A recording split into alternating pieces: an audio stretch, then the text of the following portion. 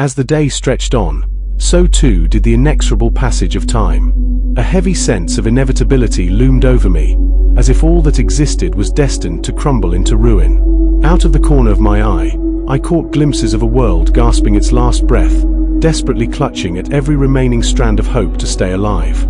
Yet, beneath that facade lay only an oppressive darkness, an intricate web of deceit, lies, and corruption that clouded our vision and smothered the truth. It was a contagion that had caused the world to go blind. While Grace and Timothy danced through the bustling streets of New York like carefree pigeons, oblivious to the encroaching chaos, Chris and I remained holed up inside the house, bracing ourselves for the inevitable storm on the horizon. The impending war, an apocalyptic clash between Earth and the otherworld, hung heavy in the air, feeding the gnawing fear that gnawed at our insides. We felt its grip tighten like a vice, a deep-seated dread we couldn't shake.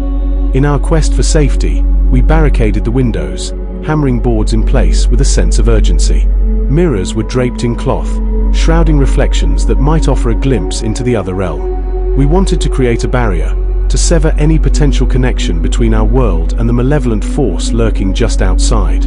As Chris and I sat together in that dimly lit room, our hearts raced with the sense of impending doom, like rats scurrying in a maze, waiting for the trap to be sprung. I couldn't ignore the creeping realization that our fates were painfully intertwined. Perhaps Chris had a role to play in confronting the darkness, destined to face his own twisted lineage.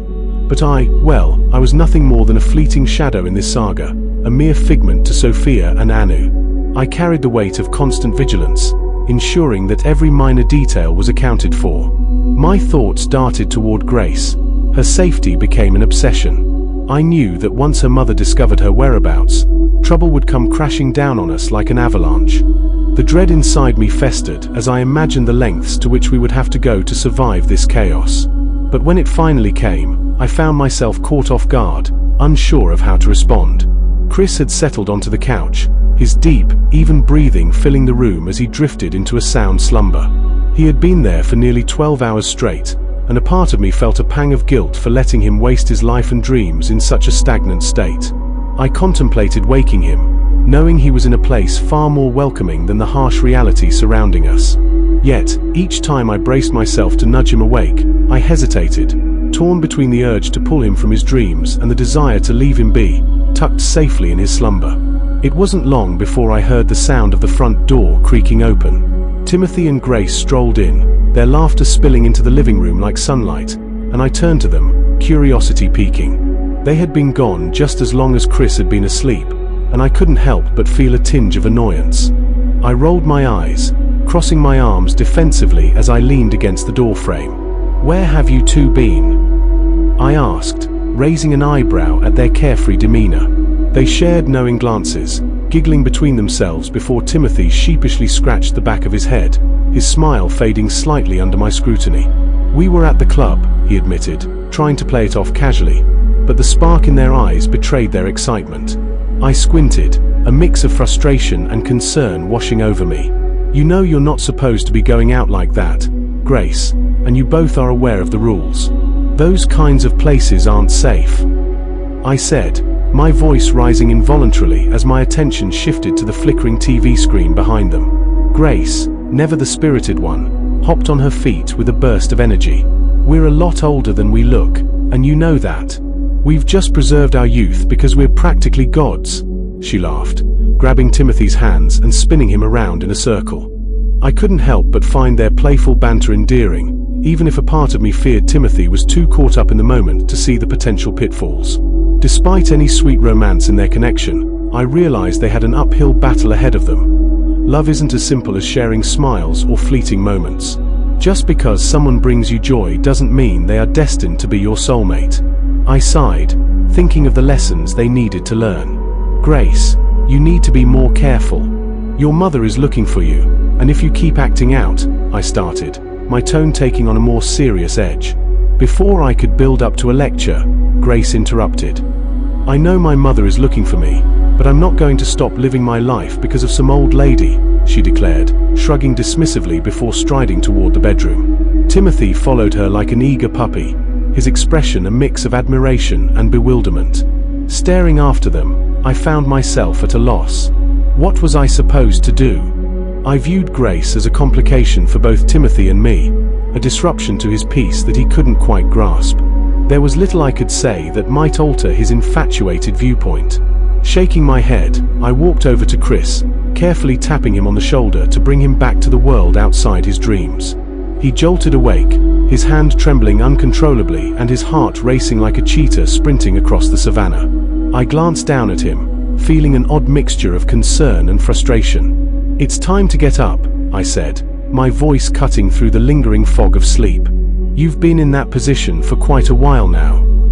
With that, I turned and made my way to the table, the sound of my footsteps echoing softly in the quiet room. Chris looked up at me, confusion etched across his face, and then lazily flopped back down, unwilling to participate in reality just yet. A wave of disbelief washed over me as I realized I was embodying the role of a nagging parent, persistently trying to guide them towards some notion of greatness. Yet all they saw was an oppressive figure, someone trying to control their narratives and rewrite their stories. My patience was wearing thin. After all, it had only been 4 weeks since all 3 of them had moved into this house. Suddenly, a thought struck me like lightning, an idea so vivid that I could almost feel its electricity. With a snap of my fingers, I transported Timothy and Grace into the living room, while I playfully teleported Chris to the ceiling. He tumbled to the ground and woke with a startled gasp, clutching the back of his head and exclaiming, "Ouch!" I stood up from my chair, asserting my presence, my voice firm and unwavering. "We're leaving New York and heading to Tennessee." The expressions on their faces ranged from bewilderment to outright disbelief. "I thought you said we aren't allowed to leave," Timothy said, sounding genuinely perplexed. I met his gaze with a calm smile. "This will be better for all of us. Trust me." Grace and Timothy exchanged glances, uncertainty flickering between them. Meanwhile, Chris succumbed to sleep once more, oblivious to the chaos surrounding him. "Get ready to pack your bags. We're leaving tonight," I commanded, trying to maintain an air of authority. Suddenly, Timothy's voice cut through the atmosphere like a knife, fueled by anger. "You can't do that. This is my mother's home. You don't get to take that from me. This is all I have of her." I pressed my fingers against my temples, fighting to keep my composure, feeling the urge to unleash my frustrations boiling just beneath the surface. "Timothy, you're never going to heal if you remain in the place where she died.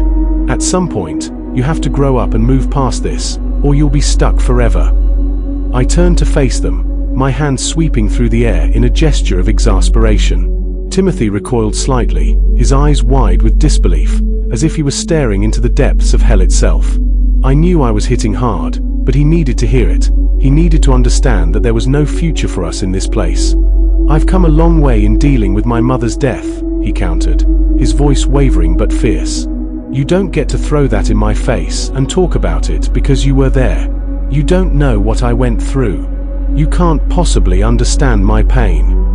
Tears shimmered in his eyes, threatening to spill over. "Timothy, we are bonded. I feel what you feel, I share in your pain. I felt it, and I still do. But you won't amount to anything if you choose to emulate her fate." My words hung in the air, charged with intensity. Chris stirred awake once more, clearly annoyed by the escalating argument. Grace stepped between us, her face a mask of disbelief and disappointment. As tears spilled down Timothy's cheeks, he stormed into his room, slamming the door behind him with a resonating thud. "That was really low, even for a god," Grace muttered, her tone heavy with judgment as she followed Timothy in an attempt to comfort him. Chris shook his head at me, disappointment etched in his features. "Eden, I think your biggest problem is that you're so self-absorbed. You act like everyone is supposed to just follow your lead. You might hate being tied to a mortal life, but their lives are theirs to live, not yours or anyone else's." After Chris moved into the restroom, I lowered my gaze to the table, fixated on the ashtray at its center. I recognized that what I said was harsh, but every word was rooted in a truth I knew too well. As long as Timothy remained in this house, I could see his future unraveling, trapped in a cycle of heartbreak. I imagined him wallowing by the window, consumed by drinks and substances, desperately trying to recapture fleeting moments of happiness. Deep down, he knew I spoke the truth. We couldn't linger here forever. As Grace sat in the dimly lit room, Her voice softened as she spoke to Timothy, trying to reach through the wall of distance that seemed to have grown between them. Her gentle words were intended to comfort him, but as she made her way to the edge of the bed and attempted to sit beside him, he instinctively shifted away, drawing the covers tightly around himself as if they could protect him from the world. Feeling a mix of concern and frustration, Grace turned her gaze toward the window, where something caught her eye. There, perched on the ledge, was a sleek black cat, its fur as dark as the night and its eyes glowing like rubies, a striking contrast that sent a shiver down her spine. Intrigued and unsettled, she rose from the bed, her heart racing with curiosity, and approached the window. She pressed her palm against the cool glass, squinting to make out the creature in the dimming light. Could it really be what she thought it was? In an unexpected twist, the cat opened its mouth, and to her shock, words emerged, resonating in her mind despite the distance that separated them. "Grace, you know you have to come back home. Your mother's been very worried about you, and you know how she becomes when she's worried.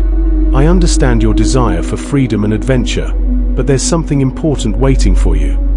The weight of the cat's words hung heavily in the air, and Grace felt a chill run down her spine.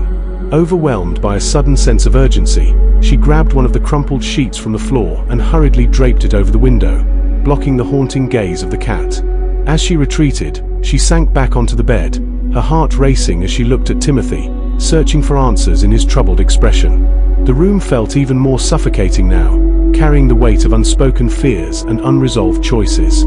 "I'm not going back," she declared, her voice firm as she slowly backed away from the window, the moonlight casting shadows across her face. The cat on the bed, a sleek black creature with penetrating green eyes, rolled his eyes and continued his relentless pursuit to convince her of the gravity of her situation. "Come on. You can't really be thinking about going through with this," he urged, his tail flicking with impatience. She crossed the room with determined strides, moving towards the bed where she threw the thick, silken covers overhead in a futile attempt to block out not just the cat's words, but the chaos looming outside as well. Undeterred, the cat persisted, his voice low and serious. "I know your mother. You know your mother. She'll come down here and get you herself, and that's only if you come out of this alive. You're in a house with a fugitive, a god killer." His words echoed in her mind as she glanced over at Timothy, the boy whose presence had stirred a swirl of conflicting emotions within her. A heaviness began to settle on her face, fatigue setting in as she contemplated her choices. Was this truly her path? To run and run until exhaustion overtook her? Or would she push forward while everyone else sought solace in a life that felt deceptively peaceful, aware that the very window she was gazing out of was a metaphor for her desires? She couldn't shake the feeling that this thrill would wear off, that eventually, she would tire of the danger that Timothy represented and seek something even wilder. Yet a part of her clung to the notion that whatever decision she made was her own. She wouldn't look back. She wasn't going to yield to the pressure of others or halt her own pace just because the world around her chose to remain stagnant. She made a silent vow to stand firm in her absurd choices. It was one of her defining qualities, a spark of gold that urged her to steadfastly embrace what she believed in, regardless of the skepticism that surrounded her. They remained in that room all day, a single strand of silence suspended between them. I found myself lost in thought, weighing the impulse to get up and knock, to check on them. I had voiced my concerns about Timothy, but honestly, it had been a reflection of my feelings, and I was done sugarcoating it. Chris shifted in his seat, moving towards the ashtray that rested casually on the table. He picked it up, examining it closely, his eyes narrowing as he turned it in his hands. "I know there was another person like me and Grace who found a way out," he said, his tone serious as he placed the ashtray back down, positioning it perfectly within the center of the table. I glanced up at him, leaning back in my chair, sensing the weight of his anticipation. I knew he would ask about this sooner or later. I wasn't familiar with the man who had escaped prior to them, but I had heard the rumors. He goes by many names now, Father Cynical, the Great Father, Keeper of the Deep. I began, my voice steady as I prepared to recount the tale of the god who had evaded the confines of this world centuries ago, weaving it together with threads of mystery that seemed to stretch through time. I took a moment to gather my thoughts, feeling the weight of the story I was about to share. I glanced up at him, curiosity reflected in his eyes, and asked, "Do you know the tale of how your father and mother came to build a world?" He shook his head slowly, indicating that he was unaware of the profound history that lay before him. I inhaled deeply, letting the smoke curl around me, and prepared to recount the story that had irrevocably changed countless lives. In the beginning, Garbar, the ultimate creator, brought forth the very first being into existence, a spark of life that marked the dawn of creation. However, following this emergence was a counterbalance, the force of destruction. This duality was initially intended to be a singular cycle of creation and oblivion. Yet, as the creator molded the fabric of reality, the destroyer relentlessly sought to unravel it. Frustrated by this eternal struggle, Garbar decided to forge beings far superior to what he had ever conceived. Thus, he crafted deities, gods of immense power and wisdom, who would emerge as the first among a boundless lineage. These divine entities existed long before any semblance of law, order was imposed upon the universe. They thrived in a realm where limits were mere concepts yet to be formed. The fabric of existence was still malleable, and the possibilities of creation were as infinite as the stars that filled the cosmos. But Garbar felt that creation and destruction alone were not enough to sustain true balance. There needed to be something greater, an order, a structure, a law that could hold the endless expanse of the omniverse together. And so, Garbar brought forth judgment, a force unlike any other. Judgment established the first laws, the first boundaries, cutting away what didn't belong, discarding all that was chaotic or purposeless. It was Judgment who whispered to Garbar of a method, an ancient way, to rid the omniverse of the things that could not, or would not, fit. A creature born to consume, to erase, to swallow the boundless chaos itself. And so, Garbar created the serpent, an infinite being with a hunger for disorder. With its coiling form, the serpent devoured all the flawed, the formless, the rebellious aspects of the early realms. Only creation, destruction, and judgment were spared.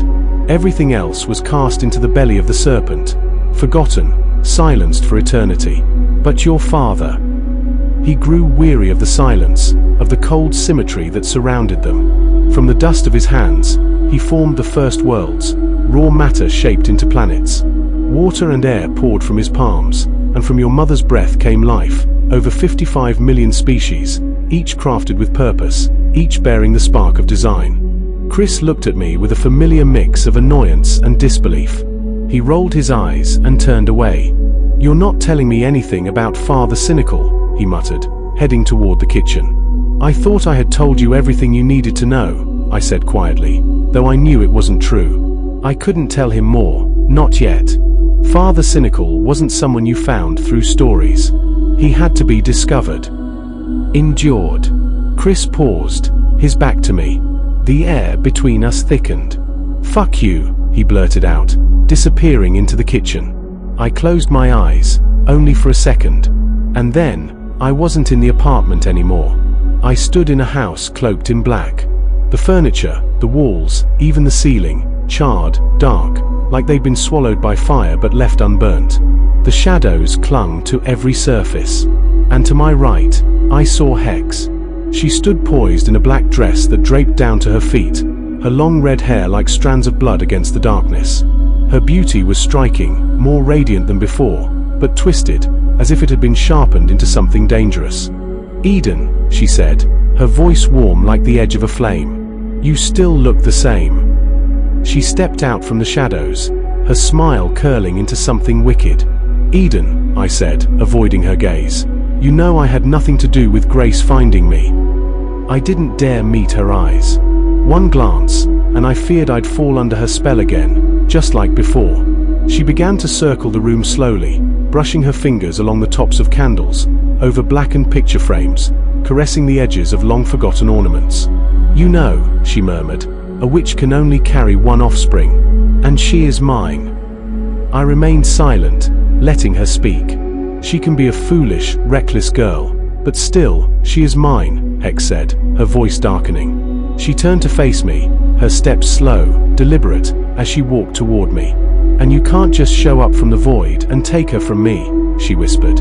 "You can have your vengeance, Eden, but you cannot have my child." She snapped her fingers.